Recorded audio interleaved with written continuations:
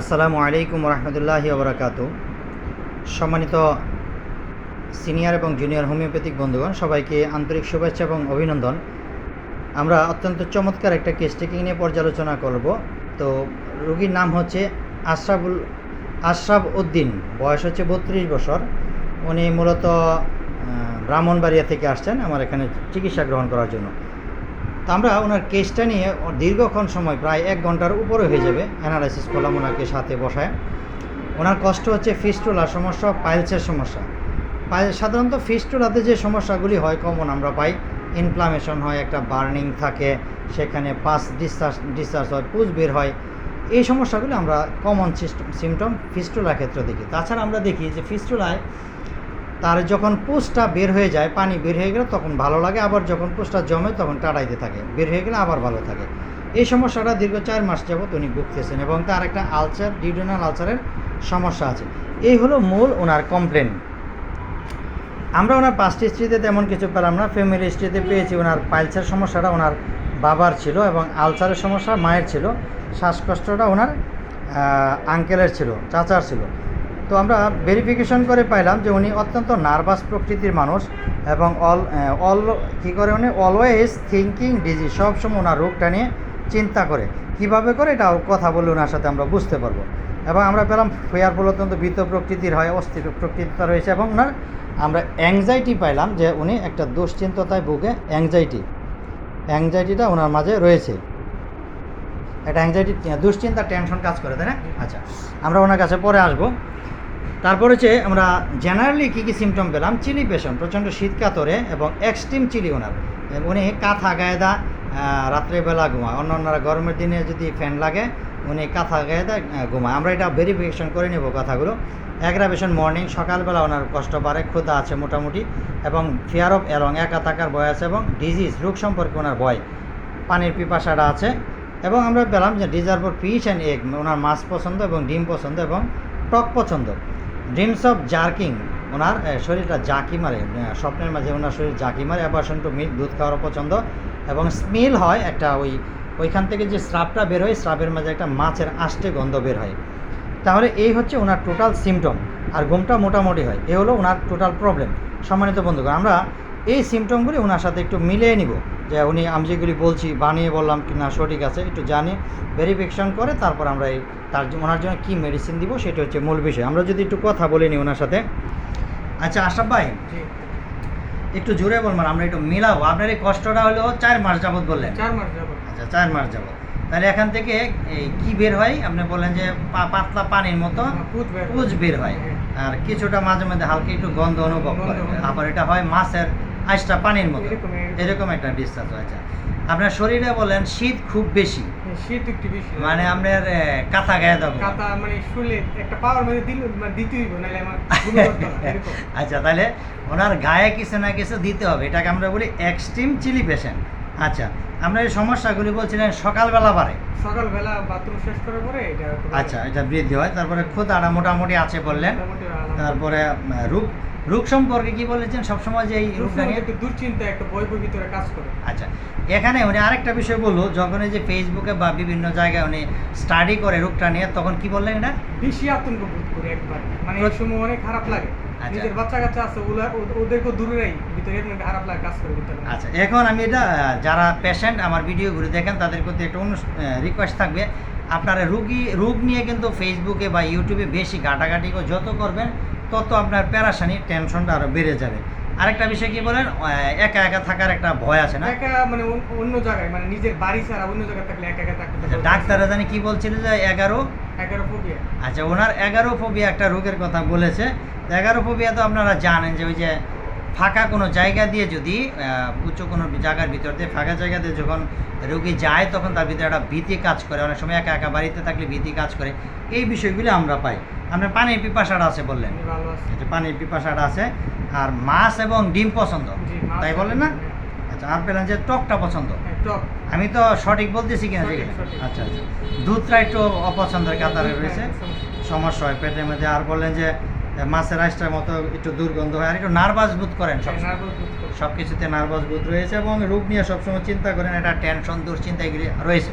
তো সম্মানিত বন্ধুগণ, দেখেন আমি যে কেস টেকিং করলাম সব কিছু কিন্তু রোগীর কাছ থেকে ভেরিফিকেশন করে নিচ্ছে। আপনারা বলেন যে সিমটম পান না, আমি কিন্তু রোগীর কাছ থেকেই সিমটম নিই। এখন আমরা রেপার্টরিতে চলে যাব। দেখেন রেপার্টরিতে যদি আমরা 617 পৃষ্ঠা যাই, রেকটাম চ্যাপ্টারে আসলাম। এখানে এই যে ফিস্টুলা বিষয়টা রয়েছে। কি রয়েছে? ফিস্টুলা। আরেকটা আছে কি ফিশার। ফিশার হলো গিয়ে যেটা মলদ্বারটা ফেটে যায়, আর ফিস্টুলা হচ্ছে মলদ্বারের একটু পাশে, ওইখানে আমরা দেখি নালি ক্ষত হয়, পুষ বা পাতলা পানির মতো বের হয়। যখন রুগীর বের হয় তখন একটু ভালো লাগে, যখন আবার সেটা জমে যায় তখন আবার ব্যথা যন্ত্রণা টাটাই দিয়ে থাকে, এরকম সিমটম পাই। সম্মানিত বন্ধুগণ, এইখানে দেখেন গুরুত্বপূর্ণ কিছু মেডিসিন রয়েছে, আমরা এখানে পাবো। কী কী মেডিসিন আমরা এখানে পাই দেখেন। ক্যালকেরিয়া ফস রয়েছে, এখানে বারবিরিজবল রয়েছে, কার্বোবেস আছে, কোস্টিকাম আছে, ফ্লোরিক অ্যাসিড আছে এবং ক্যালকেরিয়া কার্ব আছে। এখানে রয়েছে কেলি কার্ব আমরা পাচ্ছি, সেই সাথে রয়েছে নাইট্রিক অ্যাসিড, সাইলেসিয়া এবং থুজা সিফিলাইনাম। এই মেডিসিনগুলি খুবই ইম্পর্টেন্ট। এখন এই মেডিসিনের ভিতর থেকে আমি মূলত ওনাকে কী মেডিসিন দিব, আমি এগুলিকে নিয়ে একটা রেপার্টরিজেশন করেছি ল্যাপটপের মাধ্যমে। আমি এটাকে রেপার্টরিতে আবার সময় দিয়েছি ওনাকে, যেহেতু দূর থেকে আসছেন ভাই। এখান থেকে টোটাল আমি কেস টেকিং যত সিমটমগুলি পেয়েছি সবগুলিকে আমি এটা আবার রেপার্টরাইজেশন এখানে করেছি। করার পরে দেখেন আমরা যদি একটু দেখে নিই, এখানে একটু লক্ষ্য করলে আমরা পাবো। দেখেন এখানে আমরা রেপার্টরাইজেশন করার পরে টোটাল সিমটমে আমরা কি পেলাম? ফসফরাস পেলাম, পালসিটিলা পেলাম, ক্যালকেরিয়া কার্ব। ফসফরাস কভার করছে 29টা, পালসিটিলা 24টা এবং ক্যালকেরিয়া কার্ব 26টা, সিপিয়া 24টা এবং সালফার কভার করছে 23টা, আর সেই সাথে নাইট্রিক অ্যাসিড 23টা, আর লাইকোপোডিয়াম হচ্ছে 17।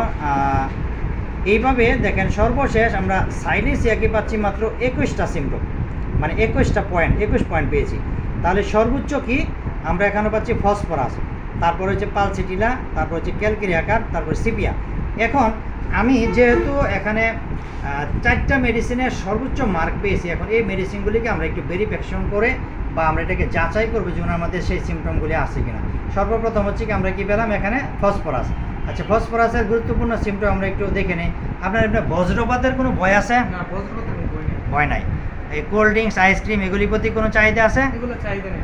তাহলে দেখেন এই যে প্রথমে আমরা কিন্তু রেপার্টরাইজেশন যে আমাদের ফাইনাল ডিসিশন না, এটা আমি প্রমাণ করতে চাচ্ছি। তাহলে আমাদের ফসফরাস কাট আপ হয়ে গেল। তারপর পালসিটিলাতে আমরা আসবো, যে এটা ওনার কাছ থেকে জানবো। আপনার মুখটা কি শুকনা থাকে না ভিজা? না, মুখ স্বাভাবিক ভিজেই থাকে। মুখ ভিজা থাকে না? দেন তাহলে আমি ওনার কাছে কি পেলাম? ওনার মুখটা হচ্ছে ভিজা থাকে। পানির পিপাসা আছে না নাই? পানির পিপাসা আছে। আচ্ছা, পানির পিপাসা আছে, অথচ ওনার মুখটা শুকনা। তো যদি আমরা পালসিটিলার সিমটমে আসি, তাহলে আমরা এখানে কি পাবো? আমরা পাবো যে ওনার মুখটা থাকবে শুকনা এবং পানির পিপাসা থাকবে না। এই সিমটমটা আমরা পাবো। তাহলে আমরা অন্যান্য সিমটমও দেখবো তার প্রচণ্ড গরম কাতর থাকে, কিন্তু উনি তো বলছে কাঁথা গায়ে দেয়, সেই ক্ষেত্রে আমরা পালসিটিলাকে বাদ দিব। পরে চলে আসি যে ওনার ক্যালকেরিয়া কার্বের ক্ষেত্রে। ক্যালকেরিয়া কার্বের সিমটম দেখে আমরা রুগী মোটা সোটা হয়, ওনার ডিমের চাহিদা থাকে, অথবা শরীরে প্রচুর ঘাম হয়। অন্য অন্য সিমটমে আমরা দেখব তার কাছ থেকে যে এখানে কী কাভার করে।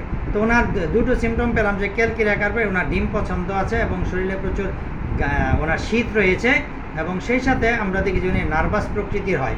এই ক্ষেত্রে আমরা কিন্তু ওনাকে ক্যালকেরিয়া কার্বটা হাতে রাখতে পারি। সিপিআর সিমটমটা ওনার কাছে আমরা সেরকম তেমন কিছু পেলাম না, যে ওনার সংসার জীবন এগুলি টোটালি ভালো লাগে না, এরকম হয় কি? সংসার ভালো লাগে না, এরকম কোনো বাবা আসে কখনো? সংসার তো ভালো লাগে। আচ্ছা, সংসার ভালো লাগে, অন্য এই সিমটমগুলি ওনার নাই। আচ্ছা, তাহলে এইখানে দেখেন আমরা পরবর্তীতে পেলাম সিপিও কাট আপ হয়ে গেল। সর্বশেষ আমরা এখানে চলে আসলাম সাইলেসিয়ার ক্ষেত্রে। এখন আমরা এখানে চিন্তা করব সাইলেসিয়া মেডিসিনটাকে কেন চিন্তা করব। দেখেন সাইলেসিয়ার কী কী সিমটম রয়েছে। আমরা যদি চলে আসি এখানে, যেহেতু পয়েন্ট এখানে সাইলেসিয়া কম পেয়েছে, তারপরও আমি ওনার জন্য সাইলেসিয়া মেডিসিনটাকে অ্যাপ্লাই করব। এটা করার কারণ কি? এর কারণ হচ্ছে একটাই, যে সাইলেসিয়ার অনেকগুলো সিমটম আমরা দেখতে পাচ্ছি ওনার এখানে, খুব সহজেই পাচ্ছি। সেই সিমটমগুলি কি আমরা একটু যদি ভেরিফিকেশন করি, আমরা চলে আসবো এখানে। দেখেন আমরা পেয়েছি এখানে হচ্ছে রোগী গিয়ে শীতকাতরে, প্রচণ্ড শীতকাতরে। তারপরে হচ্ছে আর ওনার ঘাম আছে, ঘাম কই 6টে পেলাম, যে ঘাম আছে এবং ঘামের ওনার শরীরে ঘাম হয় মোটামুটি, এটাও পেলাম। পাশাপাশি ওনার যে থেকে ডিসচার্জ থেকে একটা পচা মাছের পাতলা পানির দুর্গন্ধ আসে। দুধটাও পছন্দ করে, টক পছন্দ, এবং সেই সাথে আমি পেলাম শরীরে একটা জার্কিং দিয়ে, এই বিষয়টা পেলাম। এবং নার্ভাস প্রকৃতির প্রচণ্ড পরিমাণে উনি কী হয়, নার্ভাস প্রকৃতি ওনার মাঝে কাজ করে। এটা আমরা এখানে পেলাম, কি পেলাম, নার্ভাসের বিষয়টা পেলাম, এবং সেই সাথে যে রোগের বিষয় নিয়ে চিন্তা করে এই বিষয়টাও পেলাম। তাহলে আমরা যে কথাটা সবসময় বলি যে রেপার্টরি কিন্তু ফাইনাল ডিসিশন না। যদিও আমি এখান থেকে ফসফরাস পেয়েছি, প্রথম একবারে সর্বোচ্চ মার্ক দখল করে আছে ফসফরাস, তারপরে আছে এখানে আমরা পালসিটিরাকে পেলাম, তারপরে পেলাম ক্যালকেরিয়াকার।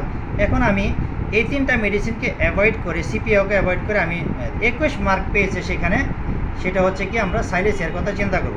তাহলে আমরা হাতে রাখবো ক্যালকেরিয়াকার পরবর্তীতে, এবং ওনার জন্য অ্যাপ্লাই করবো হচ্ছে কি আমরা সাইলেসিয়াকে মেডিসিনকে চিন্তা করব। সম্মানিত বন্ধুগণ, এইভাবে আমরা ডিটেলস একটা রুগীকে সময় দিয়ে সুন্দরভাবে কেস টেকিং করে আমরা মেডিসিন অ্যাপ্লাই করে থাকি। এই দেখেন এখানে ফিস্টুলিয়াকে আমরা পেয়েছি রেপার্টরিতে, কেস টেকিং আমরা এই মেডিসিনকে চিন্তা করলাম, পাশাপাশি আমরা রেপার্টোরাইজেশন করে টোটালি আমরা ওই ভাইয়ের জন্য, উনি ব্রাহ্মণবাড়িয়া থেকে আসছেন, ওনার জন্য আমরা সুন্দরভাবে একটা মেডিসিন সিলেকশন করলাম। সবাই ওনার জন্য দোয়া করবেন, উনি যেন খুব দ্রুত সময়ের ভিতরে আরোগ্যের দিকে যায় এবং উনি যেন সুস্থতা লাভ করে, সেই আশাবাদ ব্যক্ত করে সকলের সুস্বাস্থ্য কামনা করে আজকের এই কেস টেকিং পর্ব এখানে শেষ করব। আসসালামু আলাইকুম ওয়া রাহমাতুল্লাহ।